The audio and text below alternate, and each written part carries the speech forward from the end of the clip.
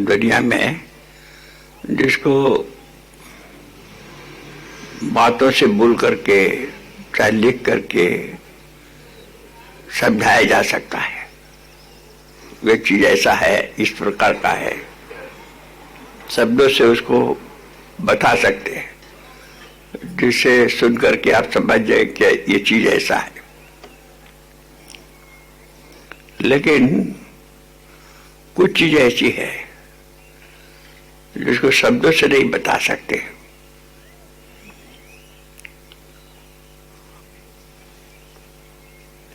उसके लिए शब्द बना ही नहीं है।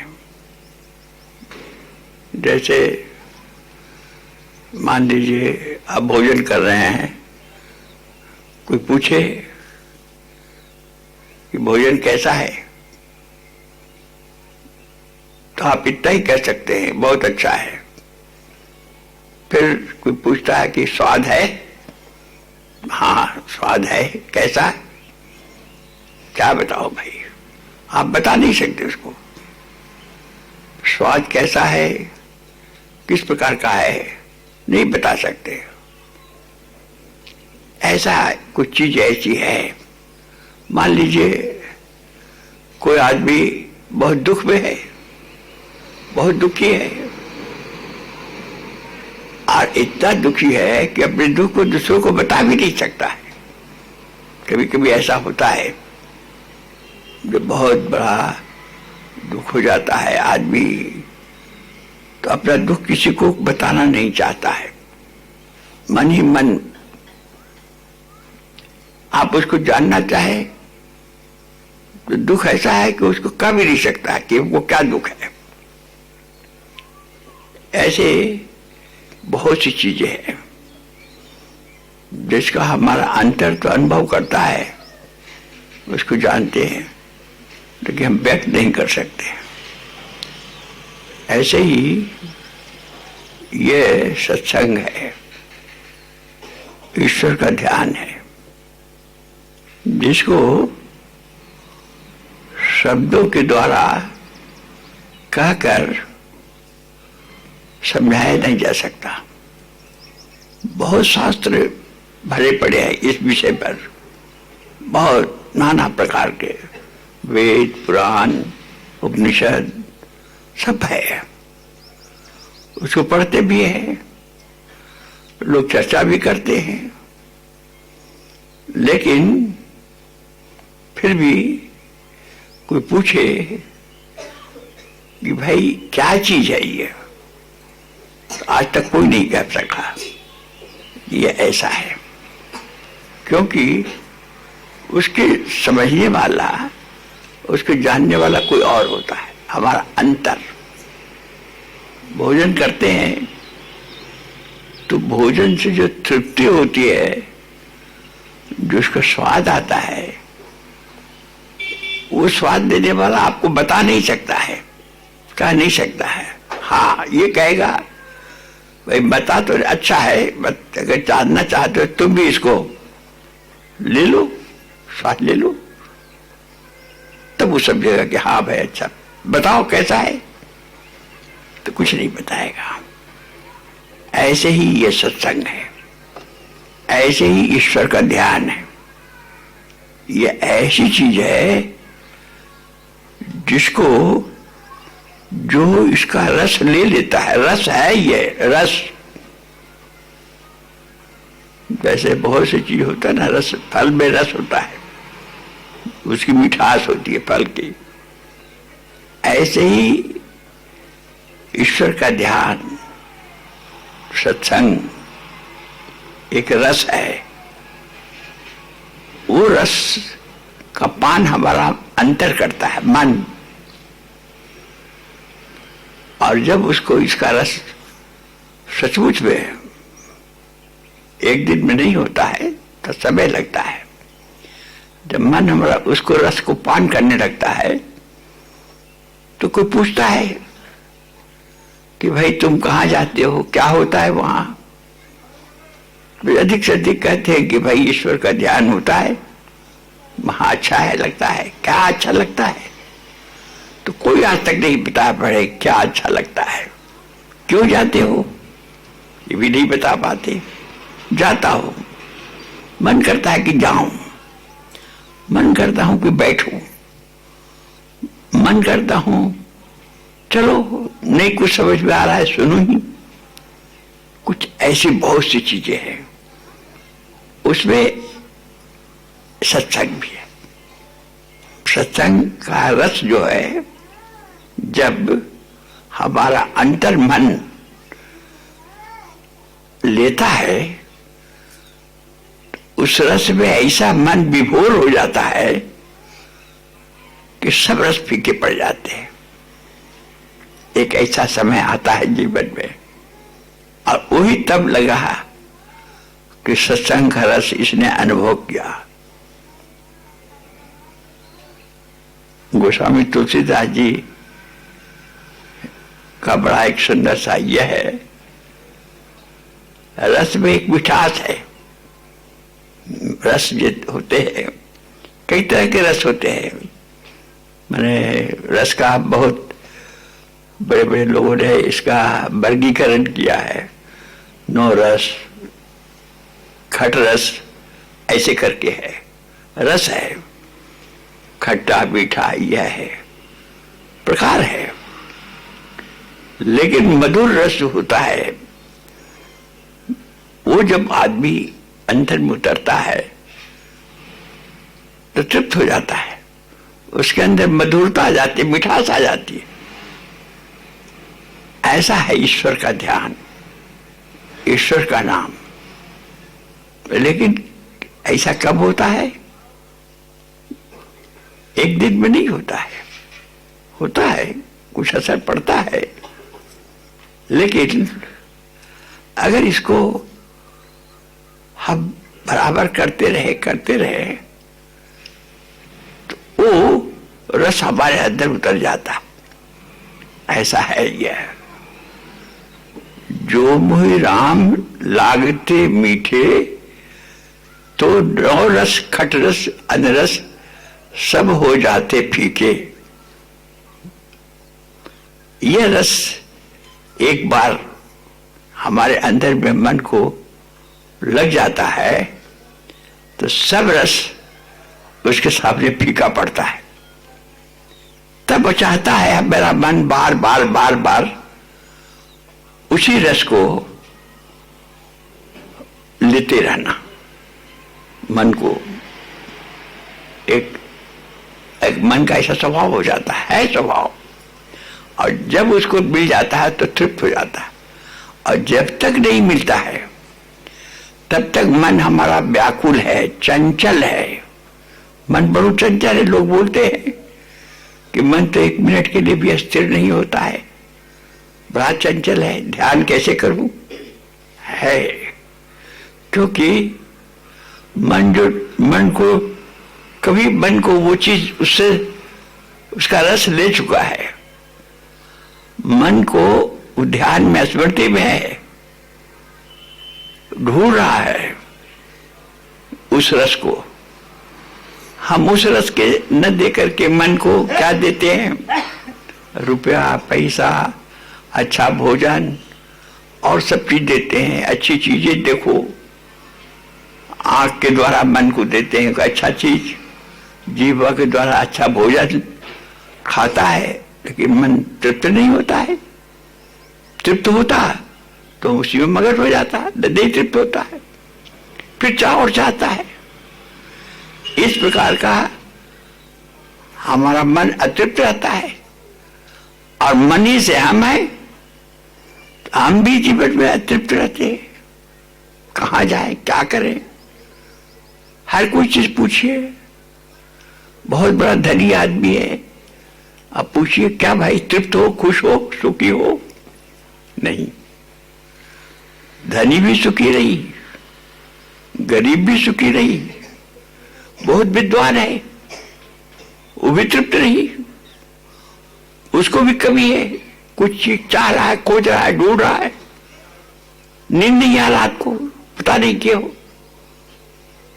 यानी कुछ भी नहीं, संसार के जो चाहो सब उसको दे दिया जाए, फिर भी मन तृप्त नहीं होता, किसी का नहीं हुआ आज तक। और सबका अनुभव है,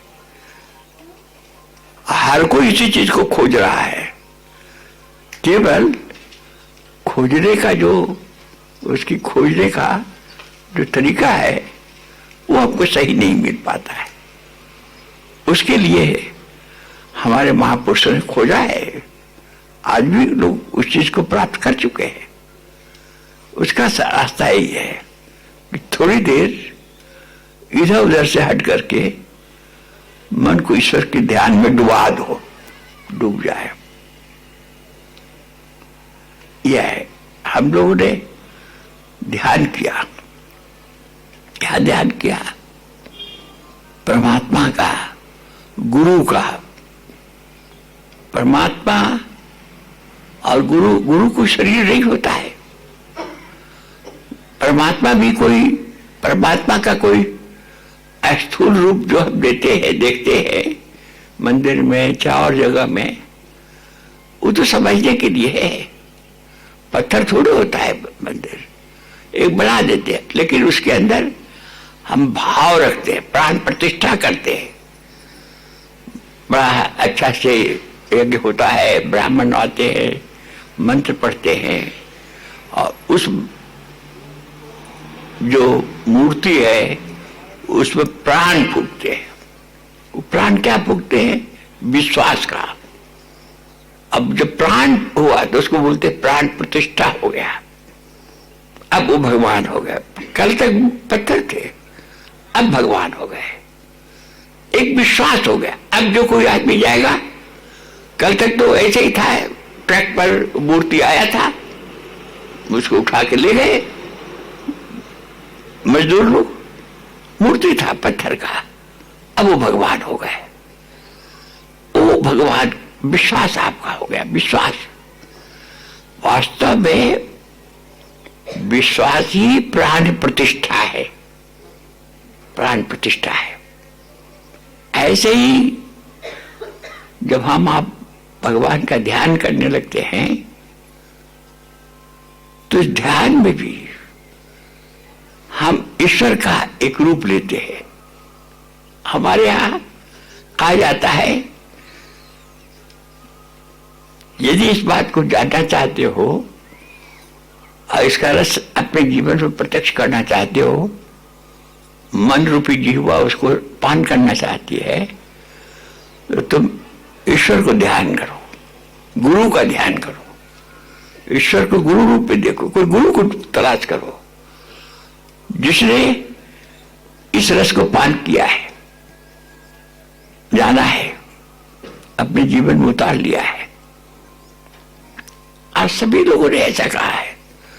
गोस्वामी तुलसीदास जी रामायण की रचना के पहला जो चौपाई आप लोगों ने पढ़ा होगा, रामायण सब लोग जानते, बंदो गुरु पद पदुम परागा सुरुचि सुवास सरस अनुरागा। गुरु की वंदना करने में कितना सुंदर बोलते हैं, उनके चरण कमल कैसे हैं गुरु के, उसकी मैं वंदना करता हूं। क्यों वंदना करता हूं? मैंने उसका फल देखा है। कैसा है? बंदो गुरुपद पदुम परागा। पराग जैसे होता है कमल का, उसका अंदर में एक बड़ा बहुत दूध सरीका होता है जिसकी सुगंधी वातावरण में फैल जाती है, बड़े मीठी सुगंध है। ऐसे ही जब हम गुरु का ध्यान करते हैं, एक प्रकार की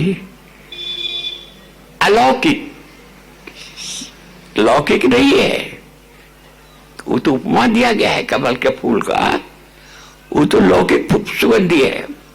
थोड़ी देर हमको लगता है उसके सुगंध, उसके बाद मिट जाता है। लेकिन जब आप ध्यान से उसका ध्यान करेंगे तो वो सुगंधी जब हमारे अंदर आती है तो हमारा अंतर सुगंधित हो जाता है, बहुत अंतर सुगंध हो जाता है, भर जाता है, अच्छा लगने लगता है। ध्यान का असर है। बंदो गुरुपद पदुम परागा, पराग उसका अंतर को सुगंधि से भर देती है। लोग उसके पास जाते हैं तो कहते हैं कि बड़ा अच्छा है। वो सुगंधि उसी तक नहीं रहती है, इधर उधर भी दिखाई पड़ता है। कोई किसी ने कपड़े पे सुगंधी लगा ली है तो दूसरे लोग कहते हैं कि क्या क्या सुगंधी आ रही है। ऐसे ही जो ध्यान करता है ईश्वर का, गुरु का, उसके अंदर जब सुगंधी आ जाती है तो आसपास बैठने वाले लोगों को इसका असर होता है, अच्छा लगता है, सुरुचि। अच्छा, कोई पूछते हैं क्या होता है भाई, मैं कह नहीं सकता हूं, लेकिन बहुत अच्छा लगता है। रुचि कहते हैं पसंद को, अच्छा है, अच्छा है। अरे बताओ तो क्या लगता है, मैं क्या बताऊं भाई, लेकिन बहुत अच्छा है। तुम भी चलो देखो। उसके साथ वो भी आता है, देखता है, करो। उससे कोई पूछे क्या लगता है भाई, वो भी नहीं बताता है। हाँ भाई बहुत अच्छा लगता है, क्योंकि वो चीज ही ऐसी है, स्वाद ही ऐसा है। स्वाद को कोई क्या वर्णन करेगा, स्वाद को तो चखा जाता है। ऐसे ही ईश्वर का ध्यान का असर, उसका स्वाद, तो ध्यान करने वाला ही उसको समझ सकता है। शब्दों से कोई उसको नहीं बयान कर सकता है, बता नहीं सकता है, कोई नहीं बताया है। कैसे लिया जाता है उसको वर्णन है, कैसे करो। गुरु चरणों का ध्यान, सूर्य सुवास उससे अंदर सुगंधी निकलती है और सरस लगते हैं कि सरस है। ध्यान जो है, ये जो हम ध्यान करते हैं, ऐसा नहीं कि सुरुचि अच्छा ही लगे, सुगंधी है, इतना ही नहीं है। कहते हैं सुरुचि सुवास सरस, उसका जीवन सरस हो जाएगा। सरस कहते हैं रस से भर जाता है। ऐसे आदमी का जीवन निरस होता है। अरे क्या कोई कहता है, अरे क्या कहे, हमारी जिंदगी में तो कुछ है ही नहीं, न रात चैन न दिन चैन, कैसा जिंदगी बीत रहा है। ऐसा संसारी लोग का हमेशा रोना, कभी कुछ कभी कुछ, जीवन में रस है ही नहीं। लेकिन यहां कहता है कि उसका जीवन सरस हो जाता है, रस से भर जाता है, उसका मन बुद्धि चित्त सब रसमय हो जाता है। वो रस दिव्य रस होता है, दिव्य रस कहते हैं उसको, परमात्मा का रस, गुरु का रस। और सरस के बाद है अनुराग। अनुराग कहते प्रेम। प्रेम, प्रेम का सब चाहते हैं, जीव जंतु भी चाहता है। प्रेम एक ऐसी चीज है, मां का प्रेम हर बालक चाहता है। बालक मां का प्रेम चाहता है, मां भी अपने पुत्र का प्रेम चाहती है। प्रेम एक ऐसा है जो हमको एक दूसरे से बांधता है। इसलिए कहते हैं प्रेम से रहो, प्रेम से व्यवहार करो, प्रेम से बोलो। प्रेम एक ऐसा है कि जो लोगों को बांधता है आपस में।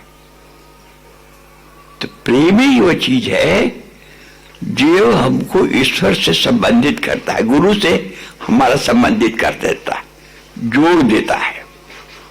वो चीज है प्रेम।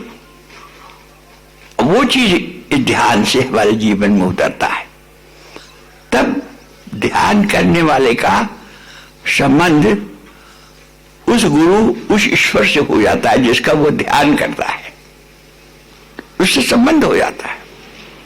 और वो संबंध जैसी पूजा करता है, निर्जीव पूजा दो तरह की होती है, एक सजीव और निर्जीव। जिसमें प्राण प्रतिष्ठा है, जिसकी पूजा में विश्वास का मंत्र फूंक दिया गया है, उसकी पूजा सजीव है, जागृत है। और ऐसे ही पूजा करते हैं लोग, वहां करते हैं। जिसका मन इधर भाग रहा है, मन उधर भाग रहा है, कुछ नहीं, बैठे हैं, घंटों बैठे, कोई फर्क नहीं। पूजा करते जीवन बीत गया, हमारे अंतर नहीं बदली हुआ। जब ये पूजा आप करेंगे, सब प्रथम पहले यहां भी दिक्कत आती है, क्योंकि जन्म जन्म का हमारा मन एक दिन में तो नहीं बदलता है। इसलिए इसके लिए कहा गया है, दो चीज कहा गया है। अगर जीवन में इसका रसपान करना चाहते हो, अब देखो इस प्रेम रस को अपने जीवन में उतारना चाहते हो, इसका आनंद लेना चाहते हो, तो इसके लिए दो काम करना पड़ेगा। अभ्यास, रोज सवेरे शाम, यह असली पूजा है। यह और सब पूजा तो बाहरी है, बाहरी पूजा है। किया, चले आए, भगवान शंकर पर जल चढ़ा दिया, ठीक है, प्रारंभिक के लिए ठीक है, प्रारंभिक चीज के लिए। जैसे बच्चे जाते हैं स्कूल में तो नहीं समझते हैं, तो बोल देते हैं अनार खा, अनार से आ हो जाएगा। अनार नहीं है, लेकिन समझने के लिए बच्चों को बता देता है। ऐसे ही जो बाहरी पूजा है, यह हमारे लिए प्रारंभिक चीज है, लेकिन वास्तविक में हम अपने जीवन में बदलाव लाना चाहिए। इसलिए उस पूजा से हमारा जीवन बदलता नहीं है, हमारा अंतर का मन नहीं धुलता है। मन में वही अपवित्रता, गंदगी, सारी चीजें भरी रहती है। मल की धोए मलही की धोए, प्रेम भगत बिन सुनु रघुराई, अभ्यंतर मल कबहु नहीं जाई। अंतर का मल उस प्रेम जल जल से धुलता है। और वो प्रेम जल क्या है? ये ध्यान, कि वो प्रकाश आ रहा है, प्रकाश वो प्रेम जल है, ध्यान, उससे हमारा अंतर का मल धुलता है। ऐसा अभ्यास अगर कोई करता रहे सवेरे शाम 20 मिनट, आधा घंटा आप सवेरे ध्यान करिए, जैसे बताया गया। आप देखिए आपके अंतर में क्या बदलाव होता है।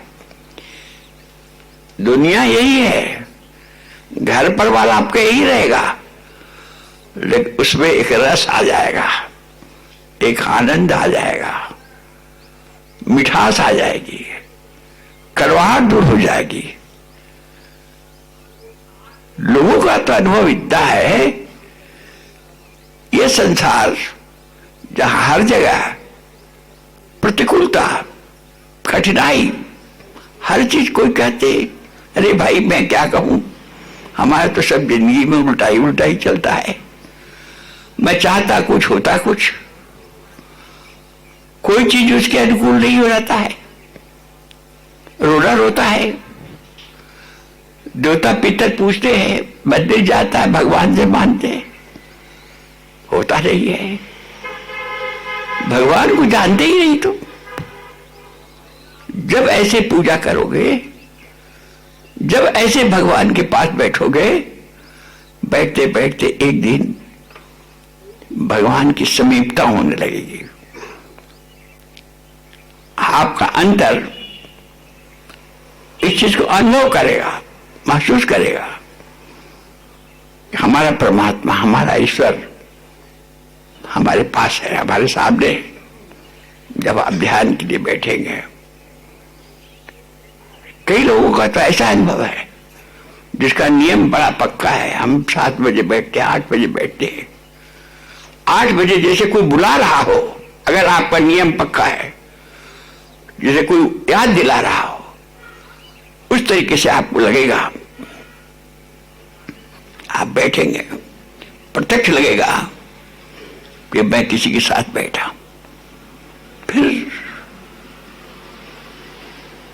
आपको सब कुछ मिल गया जीवन में, पूर्ण संतुष्टि, तृप्ति, निर्भयता, निश्चिंतता। जिस दिन आपका अंतर ऐसा आभास करने लगेगा कि हम अपने परमात्मा, हमारा जो गुरु है, उसके सामने बैठता हूं, उससे मेरा संबंध हो गया है। चलते फिरते कभी याद करता है, कोई दुख तकलीफ होता है तब उसके तरफ कहता है प्रभु। तब आदमी समझता है प्रार्थना क्या है। प्रार्थना और कुछ नहीं है। जैसे एक बालक अपनी मां से कुछ कहता है, स्वाभाविक रूप से भले बालक एक खिलौना मांगता है, उसके लिए मचल जाता है, रोता है, हाथ पैर पीटने लगता है। मां जानती है खिलौना से इसको क्या फायदा, लेकिन मां दे देती है, लो। ऐसे ही संसार में हम भी भगवान से खिलौने ही मांगते हैं। जब वही बालक बड़ा हो जाता है तो ऐसा नहीं करता है। तो साधना भी जब विकास होता है, साधना का बड़ा होना क्या है, विकास होना। बालक छोटे छोटे धीरे धीरे विकास होता है। बाल्यावस्था, युवावस्था, प्रौढ़ावस्था, ऐसा होता है। ऐसे ही साधना का भी बाल्यावस्था है, जिसमें हम ऐसे शुरू में ध्यान करते हैं, करते करते इस साधना में विकास होता है। हमारा विश्वास वास्तविक स्वरूप धारण कर लेता है। आप जो सोचता था वो सम्मुख आ जाता है, और परमात्मा का प्रकाश हमारे शरीर के रोम रोम में भर जाता है। जहां हम सोचते हैं हमारा परमात्मा हमारे सामने खड़ा मिलता है। जब हम चाहते हैं, जो अपना दुख सुख परमात्मा से कहते हैं, मेरा परमात्मा सुनता है, उसको कहते हैं संज्ञा हो जाती है। ऐसे साधक की संज्ञा हो जाती है भक्त। माने साधक जब ईश्वर से मिल जाए, उसका अंतर, उसका नाम है भक्त। जब तक दूरी है तो भक्त नहीं है। जब निकटता हो जाए, समीपता हो जाए, उसके पास उठने बैठने लगे, जब चाहे जिस समय जैसा उसके तरफ याद करे थे, उसका प्रभु उसके सामने है। इस प्रकार का उसका जीवन किसी के ऊपर समर्पित हो जाता है, किसी के सहारे उसका जीवन चलता है। इस प्रकार से हमारा यह सत्संग चीज है, बड़े भाग्य से। देखिए, भाग्य से मिलने का अर्थ क्या है? यह है, भले 100 लोग आए हैं, लेकिन भाग्य जिसका होगा वही इस चीज को समझेगा, पकड़ेगा, बाकी नहीं होगा। स्कूल कॉलेज तो सब जगह खुले हुए हैं, बहुत प्रचार हो रहा है। सभी लोग पीएचडी और नहीं करते, सभी लोग अच्छे अच्छे पदों पर नहीं जाते, भाग्यवान जाता है जो उसको मेहनत करता है। ऐसे ही इस संसार के सारे दुखों से ऊपर उठा देने वाला, झंझावातों से ऊपर उठा देने वाला, ये जो ध्यान की साधना है, ईश्वर को युक्त कर देने वाली जो साधना है, ये भी भाग्यशाली जो होते हैं, भाग्यवान होते हैं, वही इस चीज को पाते हैं, वही इस चीज को करते हैं। इसीलिए कहा गया है, बड़े भाग्य पाइए सत्संगा। आगे बढ़ जाना सत्संग को पाना नहीं है। पाना तो यह है कि जो हमारे जीवन में उतर जाए, उसको पाना कहते हैं। तब सब तरह के दुख खत्म हो जाता है, कोई कष्ट नहीं। वो तो किसी का जैसे एक बालक मां की गोद में है, प्रसन्न है, ऐसे ही भक्त भी भगवान की गोद में रहता है, खेलता हुआ बालक है। भक्त जैसे बालक मां की गोद में हाथ पैर ये कर रहा है, खेल रहा है, ऐसे ही हर भक्त उस परमात्मा की गोद में एक बालक सदृश प्रसन्न रहता है। मां की तरफ देख करके बालक हंसता है, वैसे भी भक्त भी कभी कभी अपने परमात्मा की तरफ देखता है, आनंदित रहता है। ये निकटता, सहजता, इस ध्यान की साधना को करते करते उसके अंदर श्रद्धा उत्पन्न होती है। श्रद्धा देखने लगता है, तब उसको विश्वास हो जाता है। जाने बिना न होई प्रतीति, बिना जाने हुए विश्वास नहीं होता है। अब बिन प्रतीति हो ही नहीं प्रीति, और जब तक विश्वास नहीं होगा तब तक प्रेम नहीं होगा। है हट जाएगा। ध्यान में बैठेंगे, वो जो गुरु का प्रकाश आएगा, वो प्रकाश यह प्रकाश नहीं है जो दिखाई पड़ रहा है, वो बड़ा दिव्य प्रकाश है, आत्मा का प्रकाश, ज्ञान का प्रकाश। इसलिए क्योंकि इस गुरु जो है ज्ञान का स्वरूप है। जैसे सूर्य प्रकाश का पुंज है, वैसे ही गुरु ज्ञान का सूर्य है। उस ज्ञान रूपी सूर्य गुरु का प्रकाश हमारे अंतर आता है, हमारे अंतर का अंधकार, अज्ञानता दूर हो जाती है। तब संसार को हम भली भांति देखते हैं, भली भांति समझते हैं, भली भांति उसको बरतते हैं। ये संसार नंदन वन बन जाता है। जो कल तक दुखों की दुनिया कहते थे, संसार दुख में नहीं है, संसार सुख में है, आनंद का स्थान है।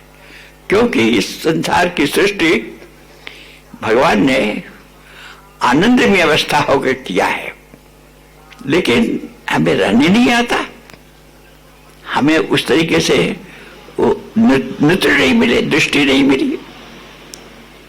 ये भेद है, बहुत कुछ है। इसलिए हम लोग सत्संग में बार बार आते हैं। यहाँ कोई छोटा बड़ा नहीं है, छोटा बड़ा ये नहीं, पुराना है नया है, ऐसा कुछ नहीं है। मां के लिए क्या छोटा बड़ा, उसकी कृपा दृष्टि हो गई तो हो गया। कैसे भी उसके साथ में हम चले गए, आर्थ स्वरूप उससे प्रार्थना करिए।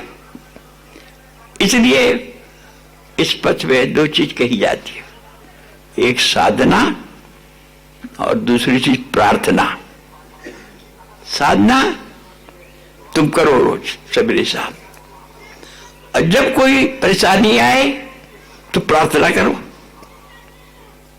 उसके पास बैठ जाओ, जो दिल में आए से कहो। ऐसा कुछ नहीं है हम उनसे संसार नहीं मांगे, ऐसा कोई प्रतिबंध नहीं है। ये संसार आपका अनुकूल हो जाएगा, अभी प्रतिकूल है, अनुकूल हो जाएगा।